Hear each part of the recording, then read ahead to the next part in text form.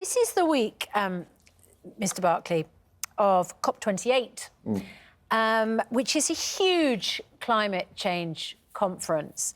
But your government has done a massive U-turn on climate change. I mean, back in September, the Prime Minister put back a ban on new fossil fuel cars by 5 years, so delayed the ban on new cars and vans running solely on petrol and diesel from 2030 back to 2035, weakened the plan to phase out gas boilers from 2035, put back the ban on boilers relying on heating oil in off-grid homes from 2026 to 2035, scrapped the requirement of energy efficiency upgrades to homes.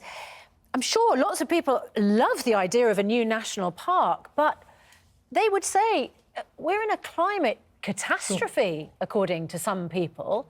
Why are we doing a massive U-turn on our climate pledges? Well, let me address that. First, we've reduced our emissions faster than any other G7, and we're absolutely committed to our 2050 targets. Why slow it down? But we don't think we should be an outlier compared to lots of other countries. We've got to achieve net zero in a way that is sustainable and takes the public with us. But one of the key things we're doing, Susanna, is making nature a much bigger part of how we tackle climate change. And that's a feature that we particularly led on with COP26 in Glasgow. It's a big part of the announcements in terms of the nature recovery schemes that we're launching today, because nature has a key part to play in terms of meeting those climate change objectives. But we've got to do it in a way that takes the public with us, that doesn't drive unnecessary costs. Yeah, but we have reduced emissions more than anyone else in the G7. You have to take the public with you, not delay the measures that help solve the problem.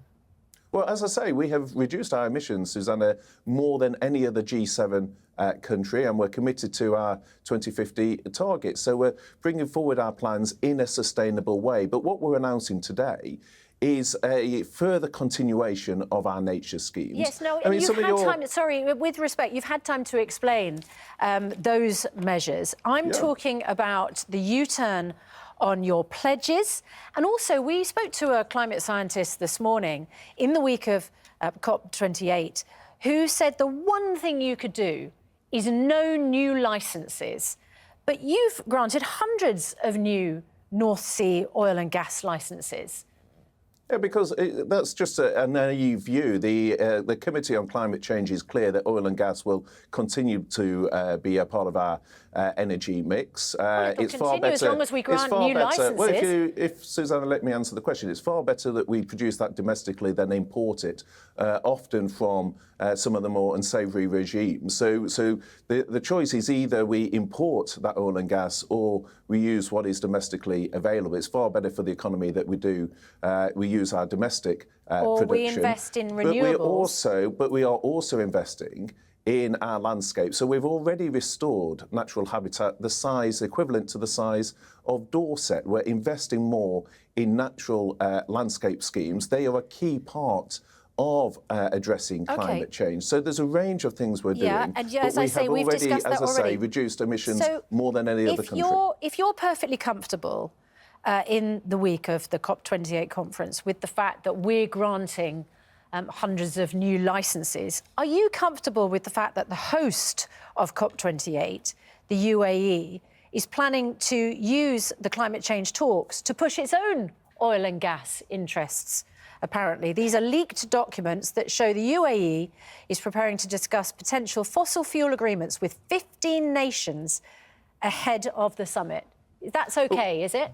Oh, well, it's for the UAE to respond to any issue in terms of leaked documents. What I'm saying is, in terms of oil and gas, the Committee on Climate Change is clear. That will continue to be necessary as part of meeting our net zero objectives. We have a choice. We can either use our domestic production or we can import that from overseas. And it's far better that we use our domestic supply. But we're doing that alongside the other measures that we're taking, and we have reduced emissions more than any other G7. So we've made significant progress. Are we committed to the end of fossil fuels or not? So we're committed to meeting our net zero targets by 2050, and the Committee on Climate Change has been clear on that. But alongside that, as I say, today is a hugely positive announcement because many people care deeply about the environment. They want to have better access to our countryside. That is what we're announcing today, with a range of schemes that make it easier for people to access the countryside in a responsible way, that works constructively with our farmers and our landowners, and has the benefits of restoring our chalk streams, our peatland, and having more forest cover. Which is where we came in. Minister, thank you very much indeed for your time this morning. Appreciate it.